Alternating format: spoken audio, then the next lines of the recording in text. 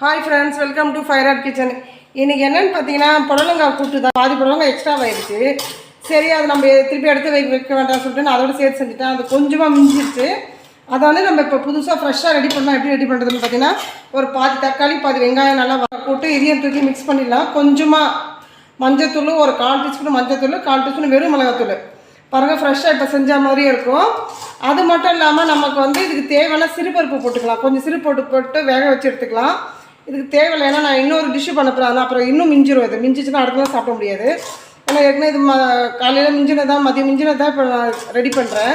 இப்படி ரெடி பண்ணுறதுக்கு என்னென்னா, பாருங்கள், ஸ்மெல்லு நல்லா இருந்தால் மட்டும் ரெடி பண்ணுங்கள். இது வந்து ஸ்மெல்லு தெரியலன்னு சொல்கிறவங்களுக்கு வந்து இது வந்து 2லேருந்து 2.5 மணி நேரம் தான் ஃப்ரெஷ்ஷாக இருக்கும். அதுக்குள்ளே இருந்துச்சுன்னா அடுத்து ஃப்ரிட்ஜில் வச்சுட்டு நம்ம ஈவினிங் தேவையோ இல்லை காலையிலையோ அதோட செஞ்சு முடிச்சிடும். அதுக்கப்புறம் வச்சிடக்கூடாது. செஞ்சு முடித்து சாப்பிட்டா ஃப்ரெஷ்ஷாக இருக்கும். இப்போ செஞ்ச மாதிரி இருக்கும்.